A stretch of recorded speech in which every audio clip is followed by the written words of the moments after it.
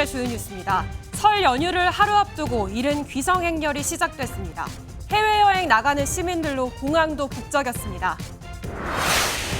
스노보드 하프파이프의 최가온이 밀라노 코르티나 동계올림픽에서 부상 투혼을 발휘하며 우리 선수단의 대회 첫 금메달을 안겼습니다.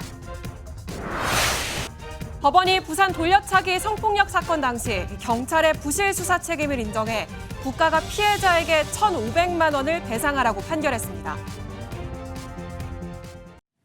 여러분 안녕하십니까? 내일부터 닷새간의 설 연휴가 시작됩니다. 민족 대명절을 맞아 본격적인 귀성길이 시작된 가운데 이번 연휴 기간 약 2,700만 명 규모의 대이동이 예상됩니다. 해외에서 연휴를 즐기기 위해 출국하는 인파도 72만 명 규모로 예측됩니다. 저희 취재 기자들이 고속도로와 공항에 나가 있는데요. 먼저 서울요금소 연결해 고속도로 상황부터 알아보겠습니다. 자, 정혜진 기자, 벌써 정체가 시작됐습니까? 네, 저는 서울요금소에 나와 있습니다. 퇴근 시간이 지나면서 고향을 찾으려는 귀성 차량들이 조금씩 늘어나는 모습 볼 수 있습니다. 현재까지는 소통이 전반적으로 원활한 편이지만 일부 구간에서는 정체가 나타나고 있는데요. 폐쇄회로 화면 보시면서 현재 정체 구간 함께 살펴보겠습니다. 먼저 경부선 부산 방향 양재 인근에서 차들이 거북이 걸음을 이어가는 모습입니다. 영동선 강릉 방향 군대분기점 부근에서도 차량이 꼬리를 물고 서행하고 있습니다. 한국도로교통공사는 오늘 하루 동안 전국에서 554만 대가 움직일 것으로 예측했는데 오후 6시 30분을 기준으로 441만 대가 고속도로를 이용한 것으로 집계됐습니다. 같은 시각 기준으로 서울에서 부산까지는 4시간 40분, 광주까지는 3시간 30분, 대전까지는 1시간 50분 정도 걸릴 것으로 예상되고 있습니다. 정체는 오늘 밤 10시부터 밤 11시 사이에 해소될 것으로 보입니다. 네, 설레는 귀성길에 오르는 시민들의 표정도 전해주시죠. 네, 저희 취재진이 귀성길에 나선 시민들의 모습을 보기 위해서 서울역과 서울 고속터미널을 다녀왔습니다. 아이들과 함께 고향길을 찾는 가족 단위 귀성객부터 선물 상자를 한가득 들고 길을 나서는 시민들의 모습이 눈에 띄었습니다. 또한 서울에 있는 자녀들을 만나기 위해 역귀성에 오른 이들도 적지 않았습니다. 설레고 좋고 또 할머니가 또 저보다는 이제는 아이를 너무 보고 싶어 하시고 엄마 보고 좋죠. 귀성길이 본격화된 가운데 안전운전하시고 가족과 함께 편안한 설 연휴 보내시기 바랍니다. 지금까지 경부고속도로 서울요금소에서 MBN 뉴스 정혜진입니다. 이번엔 인천국제공항으로 가보겠습니다. 네, 이승훈 기자, 출국하려는 행렬이 벌써부터 붐비고 있습니까? 네, 제 뒤로 수많은 사람들이 걸어다니는 모습 볼 수 있을 겁니다. 비교적 연휴가 짧은 탓에 일본이나 동남아 등 가까운 나라를 찾는 분들이 많았습니다. 연휴가 좀 짧아서 동남아로 선택하게 되었습니다. 짐 붙이는 시간이 조금 걸릴 것 같아서 한 4시간 일찍 왔습니다. 이번 연휴 인천공항을 통해 출국하는 여행객은 72만 명으로 연휴 기간 동안 총 136만 명이 공항을 이용할 것으로 예상됩니다. 전체 여행객은 최장 9일이었던 작년 설 219만 명보다는 적지만 일평균 이용객은 22만 7천 명으로 더 많습니다. 본격 휴일이 시작되는 내일 13만 명이 출국해 가장 많고요. 연휴 마지막 날인 다음 주 수요일 가장 많은 11만 3천 명이 돌아옵니다. 인천공항은 출국장을 30분 먼저 열어 혼잡을 줄이는 한편 여객들에게도 적어도 3시간 전에 공항에 도착할 것을 조언했습니다. 또 주차 전쟁이 벌어질 것을 대비해 주차 공간도 4천여 면 이상 추가 확보해 놨는데요. $10,000가 넘는 현찰이나 수표 등을 소지하고 출입국을 하게 되면 반드시 세관에 신고해야 됩니다. 국내선을 이용해 고향이나 여행 가는 분들도 많으신데요. 작년보다 하루 평균 10% 넘게 늘어난 6천여 편이 운항하고 제주도를 찾는 관광객은 내국인만 24만 명이 넘을 것으로 예상됩니다. 지금까지 인천국제공항에서 MBN 뉴스 이승훈입니다. 다주택자를 향한 경고를 이어가는 이재명 대통령이 이번엔 대출 카드를 꺼내들었습니다. 투기용 집을 팔지 않고 버틴 다주택자들에게 대출 연장 혜택을 주는 것이 공정하냐고 물은 건데 금융당국은 즉각 점검에 들어갔습니다. 배준우 기자입니다. 어젯밤에도 SNS에 다주택자와 관련한 글을 올린 이재명 대통령. 이번엔 세금이 아닌 대출 문제를 꺼내들었습니다. 투자와 투기용 다주택 취득에 금융 혜택까지 주는 건 문제가 있다며 대출이 만기가 됐을 때 연장해주는 게 공정한지 의문을 제기했습니다. 다주택자들의 대출 만기를 연장해주지 않을 수 있다는 경고의 메시지를 보낸 것으로 풀이됩니다. 이 대통령은 9시간 뒤 올린 글에서는 아직도 판단이 안 서느냐며 투기용 주택을 매도할 것을 다시 한번 강조했습니다. 다주택자들이 시장에 매물을 내놓게 하기 위해 보유세와 양도세에 이어 대출 카드까지 꺼내가며 압박 수위를 높인 겁니다. 대출 정책을 책임지는 금융위는 즉각 움직였습니다. 긴급 점검 회의를 연 뒤 면밀한 심사 없이 관행적으로 대출 만기를 연장해줬던 건 아닌지 철저하게 점검하겠다고 밝혔습니다. 연장이 막히면 다주택자는 세를 준 집을 팔거나 자신이 사는 집을 팔지 않으면 대출을 해결할 수 없습니다. 날벼락이죠. 대출 연장이 안 된다고 하면 저는 뭐 월세방 찾아서 가든지 그렇게 아니면 제 건물에 지하로 들어가든지 해야 되겠죠. 연이은 압박에 다주택자 매물 증가 속도는 빨라지는 가운데 직장과 교육 등 특수한 사정에 대한 고려가 필요하다는 지적도 나옵니다. MBN 뉴스 배준우입니다. 설 연휴를 앞두고 국민의힘이 또 한 번 내용에 빠지는 걸까요? 국민의힘 중앙윤리위원회가 친한계 배현진 의원에 대해 당원권 정지 1년의 중징계를 내렸습니다. 배 의원은 장동혁 지도부가 기어이 서울 공천권을 강탈했다고 맹비난했습니다. 김민수 기자의 보도입니다. 설 연휴를 앞두고 국민의힘 윤리위원회가 친한계 배현진 의원에 대해 당원권 정지 1년 중징계를 결정했습니다. 윤리위는 배 의원이 지난달 25일 SNS에 올린 미성년자 아동 사진이 중대한 미성년 아동 인권 침해라며 중징계 이유를 설명했습니다. 다만 한동훈 전 대표 제명 반대 성명을 주도하는 등 서울시당을 사당화했다는 의혹에 대해서는 유보 결정을 내렸습니다. 또 윤석열 전 대통령과 김건희 여사, 장동혁 대표에 대한 SNS 비방글 게시는 각각 경고와 주의 촉구에 그쳤습니다. 이른바 친한계 속가내기 논란 속에 정치적 결정으로 해석될 수 있는 제소건들에 대해서는 경징계를 권고한 것으로 보입니다.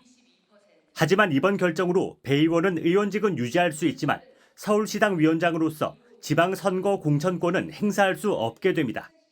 오늘 장동혁 지도부는 기어이 중앙윤리위원회 뒤에 숨어서 서울의 공천권을 강탈하는 비겁하고 교활한 선택을 했습니다.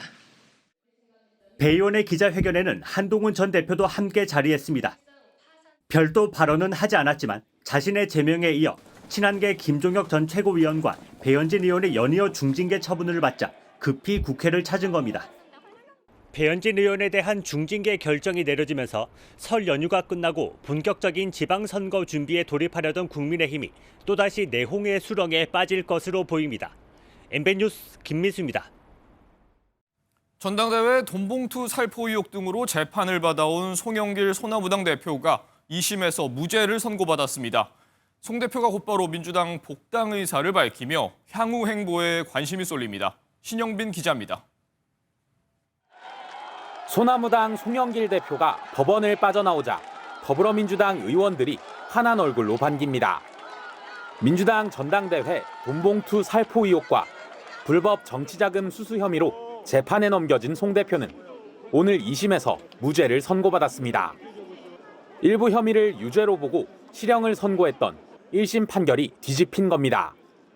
돈봉투 의혹이 불거지자 민주당을 탈당하고 옥중에서 소나무당을 창당했던 송 대표는 민주당으로 돌아가겠다는 뜻을 밝혔습니다. 깨끗하게 정리했으니까 민주당으로 다시 돌아가겠습니다. 소나무당을 해체하고 저는 개별적으로 입당하겠습니다.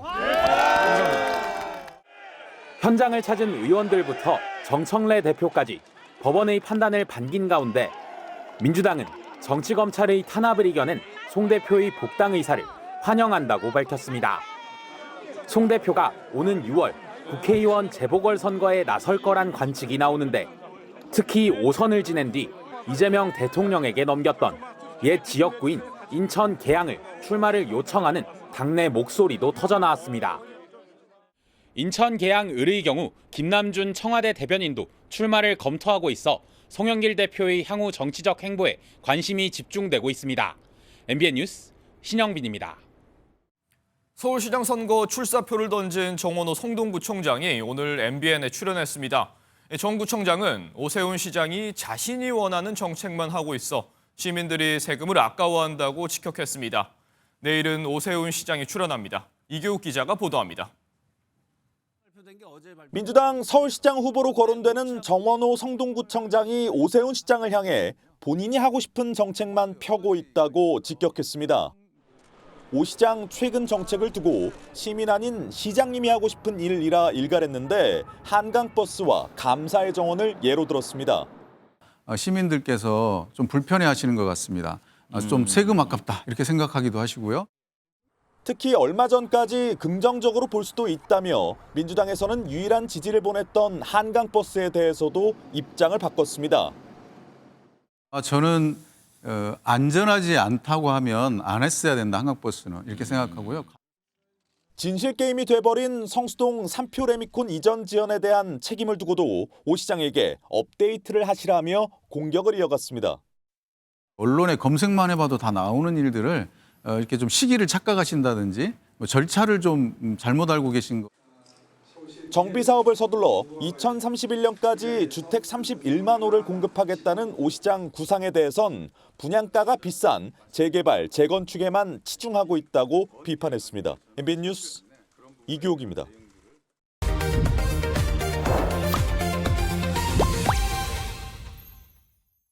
정치권에서 화제가 된 말과 장면을 전해드리는 정치톡톡 시간입니다. 국회팀 김태용 기자가 준비했습니다. 네, 김 기자 첫 번째 키워드부터 보겠습니다. 네. 잡아라 설 민심. 양당 대표들이 나와 있는데 이 각 당의 전략, 설 민심을 잡기 위한 전략 어떻습니까? 네, 설 연휴를 앞두고 각 당이 경쟁적으로 민심 잡기에 나섰습니다. 먼저 민주당은 호남선이 있는 용산역을 찾았습니다. 정청래 대표는 시민들에게 명절 인사를 건네고 사진도 찍으며 화기애애한 분위기를 연출했습니다. 네. 갑자기 현장에서 한 아이와 팔씨름 결투도 벌였는데요. 잠시 보시죠. 팔씨름? 네. 팔씨름 맞아. 자, 한번 해봐. 막으리 마세요. 네, 정 대표 최근에 당 내용으로 고심이 많은 표정이었는데 오늘은 좀 친근한 모습입니다. 네, 그렇다면 국민의힘은 어디로 갔습니까? 네, 야당은 쪽방촌으로 갔습니다. 네. 장도영 대표가 쪽방촌을 돌아다니면서 어르신들에게 설 먹거리를 전달하고 세배를 하며 약자와의 동행을 강조했습니다. 이후 복지관으로 가서 앞치마와 위생모를 쓰고 직접 배식 봉사에 나서기도 했습니다. 그런데 봉사가 끝나고 의미심장한 말을 했는데요. 비성 인사한다고 서울역이나 이런 데 갔었는데 결국 그게 비성하시는 분들에게 불편만 드렸던 것 같습니다. 용산역을 찾았던 민주당 지도부를 애둘러 비판한 것으로 풀이됩니다. 네, 연휴 시작부터 여야 신경전이 벌어지는 모습인데요. 네, 두 번째 키워드로 가보겠습니다. 네. 이번엔 초딩 배틀, 또 양당 대표들이 또 나왔습니다. 네, 어제 이재명 대통령과 여야 대표 오찬에 장도영 대표가 불참한 걸 두고 두 사람이 설전을 벌였습니다. 먼저 정청래 대표가 장 대표를 초등학생을 빗대는 초딩이란 표현을 쓰며 비꼰 겁니다. 그야말로 가볍기 그지없는 초딩보다 못한 유치한 결정이었다고 저는 생각합니다. 그러자 장 대표가 민주당이 재판소원법을 밀어붙인 걸 꼬집으며 바로 맞불을 놨습니다. 하는 악법들을 일방적으로 처리하는 것은 초딩도 상상조차 하지 않는 일입니다. 즐거운 귀성길에도 여야 간 치열한 기싸움이 펼쳐졌습니다. 네, 마지막 키워드도 한번 살펴보겠습니다. 꼭두각시 안 된다고 이 박근혜 전 대통령과 유영하 국민의힘 의원이죠. 네, 박 전 대통령 최측근이죠. 유영하 의원이 격분했습니다. 네. 유 의원을 두고 일부 유튜버들이 박 전 대통령을 꼭두각시로 만들고 있다고 말했거든요. 유 의원이 박 전 대통령에게 보낸 편지와 선물을 가로채서 검열하고 폐기한다는 사실이 밝혀졌다고 주장한 겁니다. 네. 이런 주장에 유 의원은 강경 대응을 시사했습니다. 여의도에 있는 내가 무슨 요술로 달성 사저로 오는 편지와 선물을 검색한다는 거냐라면서요. 유 의원은 이런 주장이 최근 대구시장 출마 선언을 한 뒤에 나왔다고 의심하며 민영사상 조치를 통해 응징하겠다고 엄포를 놨습니다. 네, 정치톡톡은 여기까지 듣겠습니다. 김태영 기자였습니다. 뉴스 이어갑니다. 국방부가 12.3 비상계엄에 관여한 의혹으로 어제 육군 지상작전 사령관에 이어 오늘 해군참모총장까지 직무에서 배제했습니다. 군의 단 7명뿐인 사성장군 중 2명이 연이어 직무 배제된 건 사상 초유의 일입니다. 표선우 기자가 보도합니다. 국방부가 강동길 해군참모총장을 직무에서 전격 배제했습니다. 12.3 비상계엄의 군 관여 의혹을 조사하던 도중 강 총장의 관여 정황을 파악한 겁니다. 내란 사건과 관련해 의혹이 식별됨에 따라 해군 참모총장을 오늘부로 직무 배제했습니다. 향후 징계 절차를 진행하고 결과에 따라 인사 조치를 시행할 예정입니다. 계엄 당시 합참 군사지원본부장이었던 강 총장은 합참 차장의 요청을 받고 자신의 직속 부하인 계엄과장에게 계엄사령부 구성을 지원하라고 한 혐의를 받고 있습니다. 군 최고 지휘관인 사성 장군이 직무 배제된 초유의 인사 조치는 오늘이 처음이 아닙니다. 국방부는 어제 주성훈 지상작전 사령관을 직무 배제하고 수사까지 의뢰했습니다. 계엄 당시 1군 단장이었던 주 사령관은 자신의 부하가 정보사에서 대기하는 등 계엄에 개입한 사실을 알면서도 묵인했다는 의혹으로 직무 배제됐습니다. 이틀 새 사성 장군 2명이 직무 배제된 건 선례를 찾기 어려운 일인데 계엄 연루자는 지휘 고하를 막론하고 엄단하겠다는 이재명 정부 의지가 강력하게 작용된 것으로 보입니다. 강 총장과 주 사령관은 모두 현 정부 출범 이후인 지난해 9월 진급해 임명됐지만 국방부는 인사검증 당시엔 계엄 관여 행적이 파악되지 않았었다고 설명했습니다. 국방부는 강 총장은 주 사령관과 달리 관련 조사에 협조적이어서 수사까지 의뢰하지는 않는다고 밝혔습니다. 또 조속한 후속 인사를 통해 군 조직 안정에 나설 방침입니다. MBN 뉴스 표선우입니다. 중국 베이징 북한 대사관 한가운데에 이렇게 걸려있던 김정은 국무위원장과 딸 주혜의 사진이 돌연 사라졌습니다. 국정원이 김주혜를 후계 내정 단계라고 판단한 직후에 벌어진 일인데요. 무슨 배경일지 손성민 기자의 단독 보도입니다. 최근 중국 베이징 소재 주중 북한 대사관이 정문 옆 게시판에 새로운 사진들을 게시했습니다. 중앙에 사진 한 장을 두고 좌우로 여러 장을 배치한 형태였는데 눈길을 끈 건 정중앙에 게시된 사진이었습니다. 김정은 북한 국무위원장과 딸 김주혜가 함께 등장한 이른바 부녀 투샷이 전면에 배치된 겁니다. 그런데 오늘 대사관이 해당 사진을 돌연 철거한 것으로 확인됐습니다. MBN 취재진이 확보한 게시판 모습에는 부녀 사진 대신 선대 지도자인 김정일 국방위원장의 사진이 중앙을 차지하고 있는 것으로 나타났습니다.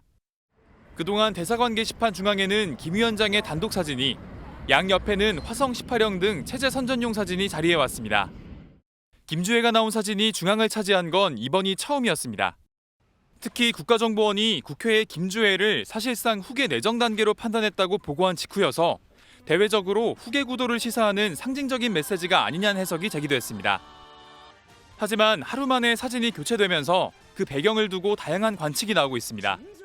김주혜의 공식 등판은 2월 하순 9차 당대에서 보여줘야 되는데 대사관 게시물이 미리 큰 관심을 끌다 보니까 당대의 극적인 효과가 반감될 가능성을 경계했을 것 같습니다. 북한은 아직 김주혜의 공식 직함이나 지위를 명확히 규정하지 않고 있고 앞서 게시한 사진에도 별도로 이름을 적시하진 않은 것으로 전해졌습니다. 이달 하순 열릴 예정인 노동당 9차 당대회에서 김주혜의 호칭과 의전 수준, 공개 활동 범위가 후계 구도 판세를 가늠할 분수령이 될 전망입니다. MBN 뉴스 손성민입니다. 사건 사고 소식도 살펴봅니다. 부산 해운대구의 한 아파트에서 불이 나 함께 살던 70대 남매가 숨졌습니다. 설 연휴를 하루 앞두고 벌어진 참변이라 안타까움을 더하고 있습니다. 박상호 기자입니다. 창밖으로 시뻘건 불길이 뿜어져 나옵니다. 오늘 새벽 3시 40분쯤 부산 해운대구의 한 아파트 5층 집에서 불이 났습니다. 불이 많이 나가 연기가 만장씩 났어요. 경비아저씨가 지주막 다 떠들었다 하는데. 이 불로 집안에 있던 70대 남매가 심정지 상태로 발견돼 병원으로 옮겨졌지만 숨졌습니다. 불이 난 집 현관문 앞입니다. 당시 불길이 얼마나 거셌는지 이곳 복도 천장까지도 검게 그을렸습니다. 숨진 남매는 몇 년 전 노모가 숨진 이후 둘이서 한 집에 살았던 것으로 전해졌습니다.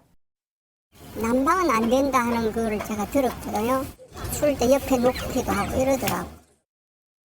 소방당국도 이 부분에 주목하고 불이 시작된 입구 쪽 방을 집중적으로 살폈습니다. 난방기는 확인되었으나 탄화가 너무 심하여 사용 여부는 알 수가 없습니다. 지은 지 41년이 지난 이 아파트에는 스프링클러가 없었습니다. 경찰과 소방은 현장 감식 결과를 토대로 정확한 화재 원인을 조사하고 있습니다. MBN 뉴스 박상호입니다. 귀가하던 여성을 무차별 폭행한 이른바 부산 돌려차기 사건. 그런데 피해자는 단순히 폭행만 당한 게 아니었습니다. 성범죄 시도까지 있었지만 초동 수사는 이걸 제대로 짚어내지 못했죠. 법원이 부실 수사 책임을 인정해 국가가 1,500만 원을 배상하라고 판결했습니다. 이혁재 기자 기사 보시고 사건 추적해 보겠습니다.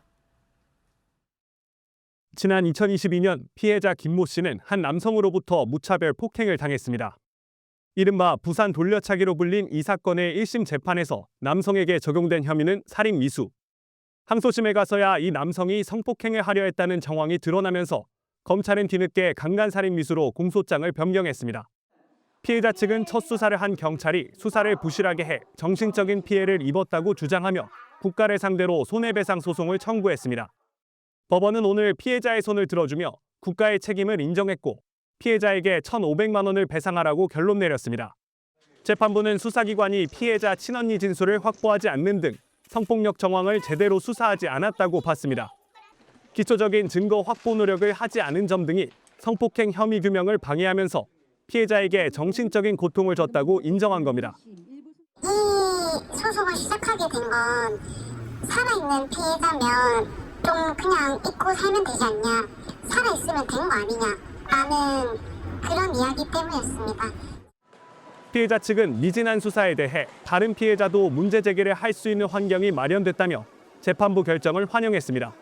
MBN 뉴스 이혁재입니다. 이 사건 취재한 주진혜 기자와 바로 사건 추적해 보겠습니다.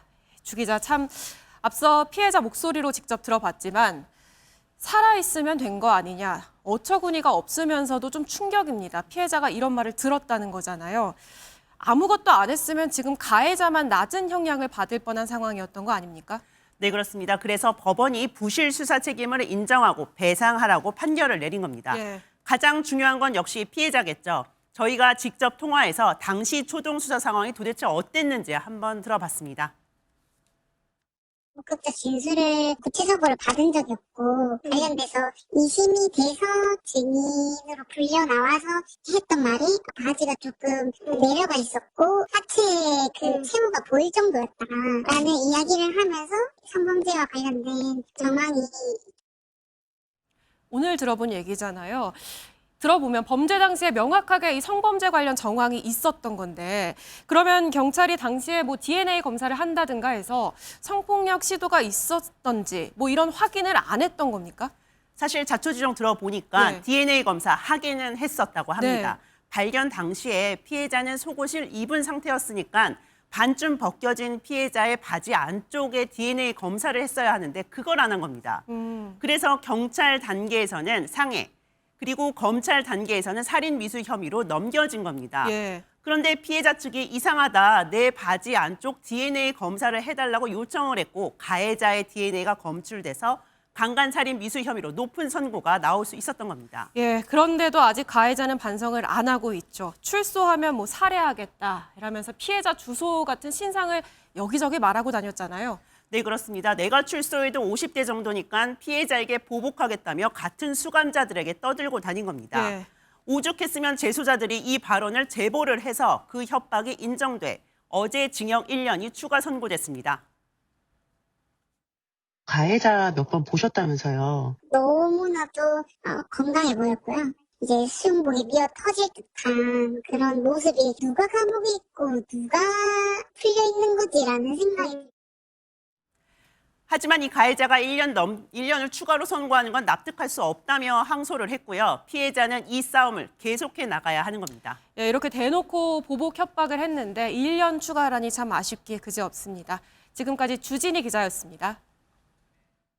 미국의 중앙정보기관 CIA가 공개적으로 중국군 간부 포섭에 나섰습니다. 중국군 내부의 부패와 숙청 이슈를 건드리며 정보 제공을 촉구하는 내용인데 은밀한 접촉 방법까지 제시했습니다. 워싱턴에서 강영구 특파원입니다. 미 중앙정보국 CIA가 중국어로 제작한 1분 30초 분량의 영상입니다. 중국군 장교로 보이는 인물이 지도층의 부패에 실망하며 고심 끝에 CIA에 연락하는 내용입니다. 领导们真正在保护的只有他们自己的私利。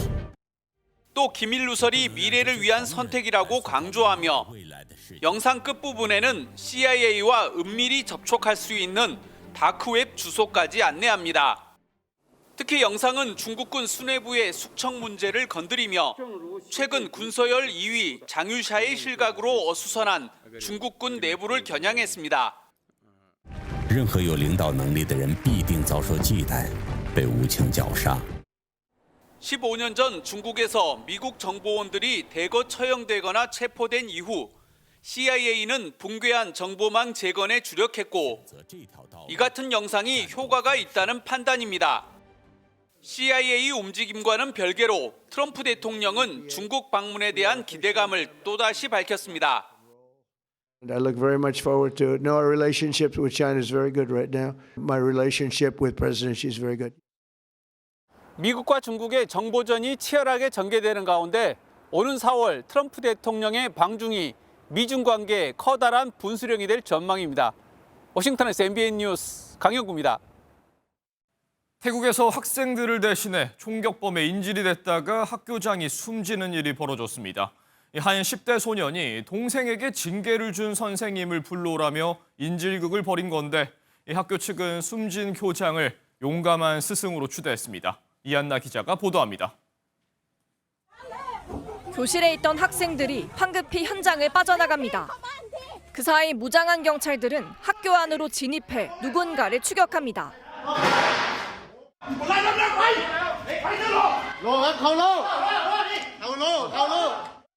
태국 남부 송클라주의 한 고등학교에서 10대가 총기를 난사한 겁니다. 총격범은 학교 근처 가정집에서 소란을 피우다 출동한 경찰의 권총을 빼서 범행에 이용했습니다. 학생과 교사 등 300여 명을 위협하며 2시간 넘게 인질극을 벌였는데 학생들 대신 인질을 자청한 교장이 총에 맞아 숨졌습니다. 인질로 잡혔던 학생을 포함한 3명은 중상을 입고 병원으로 이송됐습니다. ตอนนี้ควบคุมได้หมดแล้วครับผมคนร้ายได้จับไปเรียบร้อยหมดแล้วครับผมตอนนี้กำลังเคลียร์พื้นที่ครับ 현지 매체는 용의자가 자신의 동생이 해당 학교 교사에게 징계를 받은 사실을 알게 된 뒤 범행을 결심했다고 전했습니다. 또 과거 약물 중독 등으로 정신병원에 입원했다가 최근에 퇴원한 이력도 확인됐습니다. 학교 측은 숨진 교장을 용감한 스승으로 추대하며 그녀가 남긴 친절과 추억은 우리 마음속에 영원히 남을 것이라고 애도했습니다. 동남아에서 총기 소유율이 가장 높은 국가 중 하나인 태국에선 작년 7월에도 방콕의 한 유명 시장에서 총기 난사 사건이 발생했습니다. MBN 뉴스 이한나입니다. 반정부 시위가 계속되는 이란에선 한 기자가 생방송 도중에 최고 지도자 하메네이를 비판하는 고를 외쳤습니다. 말실수였다고 부랴부랴 사과했지만 보도국장은 해고됐고 관련자들 모두 징계 위기에 처했습니다. 한여혜 기자가 전합니다. 이란 국기를 든 시민들이 수도 테헤란 거리를 가득 채웠습니다. 친미 정권이었던 팔레비 왕조를 붕괴시키고 신정체제를 수립한 이슬람 혁명 47주년을 기념하는 대규모 행사로 이란 당국이 미국의 군사행동 위협 속에서 정권 건재를 과시한 겁니다.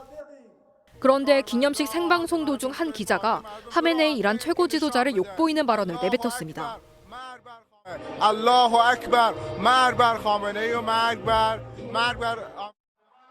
정부가 주최하는 집회에서 흔히 들리는 구호인 미국의 죽음을이나 이스라엘의 죽음을 대신 반정부 구호인 하메네이의 죽음을이라고 외쳤고 그대로 전파를 탄 겁니다. 논란이 커지자 해당 방송국은 즉각 보도국장을 해고했고 다른 관계자들의 직무를 정지했습니다. 해당 기자 역시 많은 사람들 속에서 말실수를 저질렀다며 사죄했습니다. 하지만 오히려 해당 기자를 지지하는 댓글이 줄이었습니다. 정부에 대한 반발이 반영된 건데 기념식 전날 밤에도 일부 시민들은 베란다로 나와 반정부 구호를 외쳤습니다.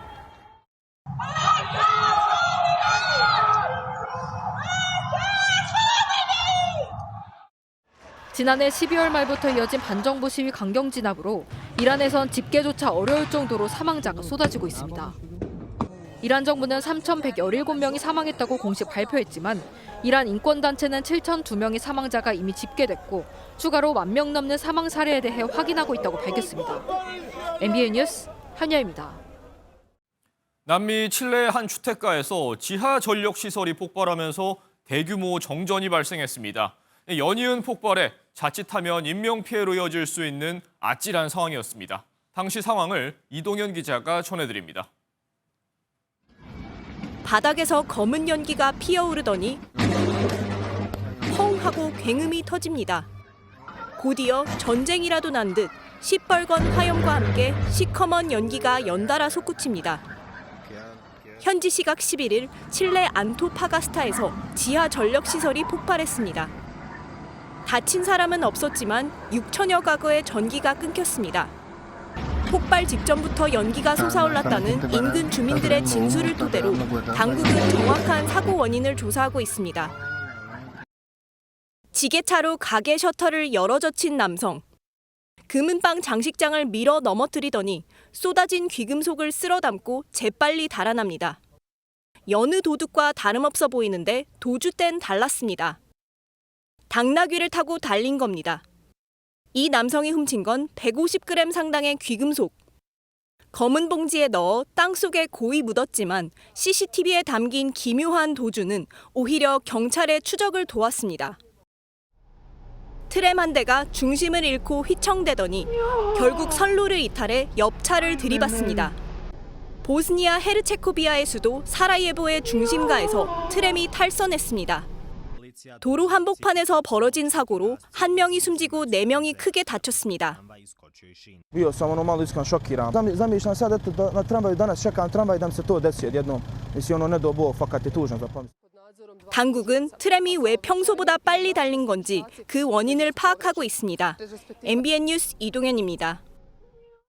설 연휴에 맞춰서 포근해진 날씨에 나들이 계획 세우신 분들 계실 텐데요. 수도권을 덮친 미세먼지가 문제입니다. 주말까지 남아있다고 하니 외출할 때 마스크는 꼭 챙기셔야겠습니다. 안유정 기자가 보도합니다. 하늘이 온통 잿빛으로 물들었습니다. 서울 남산 정상에서 한눈에 보이던 도심 풍경이 뿌였습니다. 대기를 뒤덮은 미세먼지에 시민들은 마스크를 낀 채 둘레길을 오릅니다. 이렇게 미세먼지 많은 날 움직이는 건 오랜만이라서 목이 오늘 칼칼하네요. 날씨가 맑았으면 좋았겠죠. I came here to want to see the view for Seoul from the top of tower, but unfortunately the weather isn't not good. A little bit disappointed. 오늘 서울, 경기, 인천을 포함한 수도권 초미세먼지 농도는 매우 나쁨을 기록했습니다. 보통 수준의 5배인 75 마이크로그램 이상인 상태가 2시간 넘게 이어지자 초미세먼지 주의보도 내려졌습니다. 내부 공기질과는 얼마나 차이가 있을지 직접 측정해 보겠습니다. 실내에서는 17 마이크로그램이지만 서울의 남산 한옥마을에 나와보니 수치가 10배 넘게 올랐습니다. 결국 수도권에서는 올해 첫 미세먼지 비상저감 조치가 시행됐습니다. 서울시는 추운 날씨에 도로가 올 것을 고려해 물청소차가 아닌 먼지 흡입차를 동원해 도로에 쌓인 먼지를 청소했습니다. 5등급 차량 운행 제한과 대기 배출 사업장의 가동률 하향 조정과 공사장의 공사 시간 단축 조정을 하고 있습니다. 해외에서 유입된 미세먼지가 주말까지 남아있어 당분간 대기질은 나쁠 것으로 예보됐습니다. MBN 뉴스 안유정입니다. 이번 연휴 또 조심해야 할 건 불조심입니다. 전국이 바싹 메말라 전례 없이 산불 위험이 커진 상태인데요. 특히 성묘길, 향불이나 담배꽁초가 자칫 화재로 이어지지 않도록 각별한 주의가 필요합니다. 이혁준 기자입니다. 지난해 3월에 발생한 경북 경남 울산 산불은 서울시의 1.7배 면적인 10만 4천 헥타르를 잿더미로 만들었습니다. 29명이 숨지고 1조 원 넘는 재산 피해를 남겨 1987년 이래 규모가 가장 컸습니다. 이 가운데 경북 의성 산불은 성묘객이 묘 주변 나무를 제거하려고 불을 붙였다가 확산했습니다. 이번 설 연휴를 앞두고 성묘객의 부주의로 인한 산불 우려가 커지면서 정부는 비상이 걸렸습니다. 강수량은 턱없이 부족해 전국이 마른 장작처럼 변한 상황입니다. 부산, 울산, 경남 지역의 올해 강수량은 평년 대비 3% 미만 수준이고 대구, 경북의 경우에도 15%가 채 되지 않습니다. 건조한 기상 여건은 당분간 이어질 전망입니다. 이에 올해 들어 발생한 산불은 지난해 같은 기간보다 1.7배 많았습니다. 최근 10년 동안 산불이 일어난 원인은 10건 가운데 7건이 입산자의 실화와 불법 소각과 같은 부주의였습니다. 발로 밟으면 바스라지는 낙엽이 가득 쌓여 있고 나뭇가지는 메말랐습니다. 불이 붙으면 활활 타오를 화약 고인 셈이어서 산에 올라갈 땐 라이터와 같은 인화물질을 절대 가져가선 안 됩니다. 정부는 산불 위기 경보를 지난달 27일 경계 단계로 올려 2004년 제도 시행 뒤 처음으로 1월에 격상했습니다. MBN 뉴스 이혁준입니다. 연휴에 장거리 운전 앞두신 분들, 가속 페달 밟지 않아도 주행이 가능한 크루즈 컨트롤 기능 많이 사용하실 텐데요. 방심은 금물입니다. 관련 사고가 크게 늘고 있어서 주의가 필요합니다. 강서연 기자가 취재했습니다. 비상등을 켜고 갓길에 정차한 트럭을 승용차가 그대로 추돌합니다. 이 사고로 정차한 트럭을 점검하고 있던 운전자가 숨졌습니다. 비 오는 날 도로에 비스듬히 멈춘 차량을 인식하지 못하고 그대로 들이받기도 합니다. 모두 운전 중 차로 이탈을 막아주고 앞차와의 간격을 조정해주는 크루즈 컨트롤을 사용하다가 난 사고들입니다. 6년 전 15건에 불과했던 크루즈 컨트롤 사용 중 사고는 지난해 101건으로 5년 새 6배 넘게 늘었습니다. 맑은 낮 시간 사고가 많은 만큼 운전자의 경계심이 느슨해진 게 주요 원인으로 분석됩니다. 유튜브를 보고 있다거나 핸드폰을 살짝 보고 있다거나 졸음운전 상황 그리고 뭐 옆 사람과의 대화 이런 좀 상황들이 있겠습니다. 크루즈 컨트롤은 흔히 반자율 주행으로 오해되기도 하지만 날씨나 장애물의 위치에 따라 정상 작동하지 않을 수도 있습니다. 현행법도 크루즈 컨트롤 사용 중 발생한 사고의 책임은 전부 운전자에게 묻고 있어 기능만 믿고 전방 주시를 소홀히 한다면 큰 피해를 볼 수 있습니다. 저는 지금 크루즈 컨트롤을 이용해 올림픽대로를 달리고 있습니다. 그렇다 하더라도 이렇게 저처럼 양손은 핸들 위에, 눈은 도로 정면을 응시하면서 운전에 집중해야 합니다. 장거리 장시간 운전이 많은 설 연휴. 귀성길이 불행길이 되지 않도록 크루즈 컨트롤은 보조장치로만 활용하는 게 현명해 보입니다. MBN 뉴스 강서영입니다. 가족이 소중한 건 사람만이 아니죠. 명절을 앞두고 전국 국립공원 곳곳에서 멸종위기 야생동물들이 가족과 함께하는 모습이 공개됐습니다. 동물들의 따뜻한 순간을 홍지호 기자가 전해드립니다. 여우 한 마리가 누군가를 부르듯 소리를 내자 새끼 여우 3마리가 곧바로 나와 어미 위로 올라탑니다. 젖을 먹을 땐 한 마리씩 핥아가며 살뜰히 챙깁니다. 나무를 오르려는 새끼 반달가슴곰. 오르다 떨어지기를 반복하기도 서로 깨무는 신용도 하며 엄마곰과 장난을 칩니다. 담비가 새끼를 공격하려 하자 이곳저곳을 돌아다니며 끝까지 막아내는 어미 고라니는 긴장의 끈을 놓을 수 없습니다. 이른 새벽 수영을 즐기는 수달들과 서서 잠을 자는 새끼 옆을 지키는 사냥의 모습도 포착됩니다. 물 웅덩이를 지나고 계곡을 거니는 삭과 산골짜기 구석구석을 누비는 족제비 가족들은 명절 귀향길 행렬을 떠오르게 합니다. 국립공원공단은 설 명절을 맞아 가족들과 함께 있는 멸종위기 야생동물들의 모습을 공개했습니다. 좀처럼 보기 힘든 박치기를 하며 싸우는 노루들과 몸집이 큰 동물을 사냥하는 담비의 모습도 담겼습니다. 국립공원은 생명의 터전입니다. 건강한 생태계가 잘 유지될 수 있도록 세심하게 살피고 보존하겠습니다. 국내 멸종위기 야생생물 중 70% 정도는 국립공원에 서식하는데 공단은 적극적인 보호를 위해 모니터링을 강화하겠다는 계획입니다. MBN 뉴스 홍지호입니다. 전기차 시장의 가격 경쟁이 치열해졌습니다. 중국 브랜드에서 2천만 원대 모델을 내놓으면서 국내 소형 전기차와의 정면 승부가 시작됐습니다. 정설민 기자가 보도합니다. 중국 전기차 브랜드 BYD 매장입니다. 새로 출시된 소형 해치백 모델을 구경하려는 발길이 이어집니다. BYD가 지난해 1월 국내 시장에 진출한 뒤 네 번째로 선보인 모델인데요. 가격은 2,450만 원으로 가장 저렴합니다. 국고 보조금과 지자체 보조금을 받으면 서울에서 2,309만 원에 살 수 있습니다.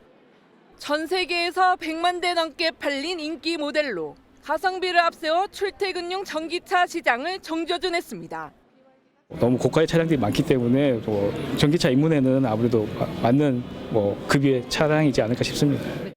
비슷한 사양으로 이미 시장을 선점하고 있는 현대차 캐스퍼 일렉트릭, 기아 레이 EV와 2천만 원대의 전기차 대전이 펼쳐지고 있습니다. BYD가 초창기에 3천만 원대의 차량을 공급을 하면서 품질 이슈가 전혀 없었거든요. 품질에 대한 신뢰가 쌓인 다음에 2천만 원대의 돌핀을 출시했기 때문에 상당히 파란을 일으킬 것으로 예상됩니다. 지난달 수입 전기차 판매량은 1년 만에 7배로 늘어 4,000대를 훌쩍 넘겼는데 중국산 전기차의 저가 공세가 큰 영향을 끼쳤습니다. 특히 저렴한 가격을 앞세운 BYD는 수입차 판매량 5위 자리에 오르며 이 시장 게임 체인저로 부상했습니다. 전기차 시장이 캐즘을 뚫고 대중화 단계로 넘어가면서 가격을 무기로 한 주도권 싸움이 더욱 치열해질 전망입니다. MBN 뉴스 정설민입니다. 명절에 가족과 보내는 시간이 누구에겐 당연하지만 그렇지 못한 아이들도 있습니다. 태어나자마자 부모에게 버려지는 신생아를 막겠다며 보호출산제가 도입됐지만 현실적으론 여전히 역부족이란 지적이 나옵니다. 장덕진 기자입니다. 분홍색 양말을 신은 아기가 배가 고픈 듯 칭얼거립니다. 보육교사의 품에 안겨 분유를 먹자 금세 잠잠해집니다. 지난달 세상에 태어났지만 베이비박스에 유기된 아기인데 현재 입양을 기다리고 있습니다. 잘 먹고요.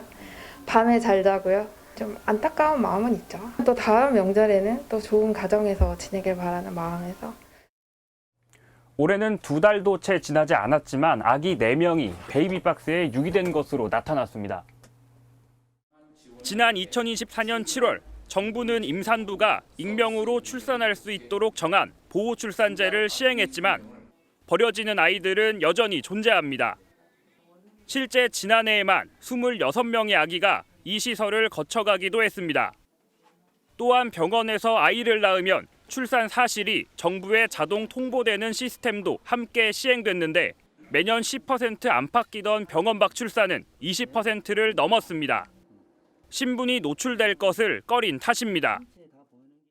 현장에서는 임산부를 지원하는 제도가 있어도 알려지지 않아 도움을 요청하지 못한다는 지적이 나옵니다. 제도에 대해서 조금 더 알리는 부분들이 계속적으로 돼야 되는 부분은 첫 번째일 것 같고 사실 많이 모르시거든요. 일각에서는 보호출산제가 외국인에겐 적용이 안 돼 사각지대가 존재한다는 주장도 나옵니다. 한국에는 외국 노동자들의 불법 노동자들, 특히 이런 노동자들의 아이들이 태어나면 국민을 안 받아줘요. 실제 지난해 12월 베트남 유학생이 신생아를 종이봉투에 담은 뒤 버려 숨지게 한 사건이 발생하기도 했습니다. 분명한 사각지대가 존재하는 만큼 현행법을 개선해야 한다는 지적입니다. MBN 뉴스 장덕진입니다. 설 연휴가 하루 앞으로 다가왔습니다. 이번 설 연휴 내내 큰 추위는 없겠습니다. 내일과 모레 서울은 아침 기온부터 영상권으로 출발하면서 비교적 포근하겠습니다. 월요일에는 동풍이 불어들면서 동해안을 중심으로 비나 눈이 내리는 곳이 있겠는데요. 설날 당일인 화요일부터는 전국에 맑은 하늘이 드러나겠습니다. 이번 연휴 동안 추위 대신 미세먼지 농도가 높게 나타나겠습니다. 내일도 전국적으로 공기가 탁한 곳이 많겠고요. 특히 중부지방을 중심으로는 초미세먼지 농도 매우 나쁨 수준까지 치솟겠습니다. 오늘 밤부터 내일 오전 사이 중부 내륙으로는 매우 짙은 안개가 끼겠는데요. 귀성길 안전운전 하셔야겠습니다. 내일 하늘은 대체로 흐리겠고 동해안을 따라서는 건조특보가 내려져 있습니다. 내일 아침과 낮 기온 모두 오늘보다 높겠습니다. 중부지방은 서울이 영상 3도로 출발해서 한낮에 11도까지 오르겠고요. 남부지방 낮 기온도 광주가 15도, 대구 17도까지 올라서 초봄처럼 포근하겠습니다. 날씨였습니다.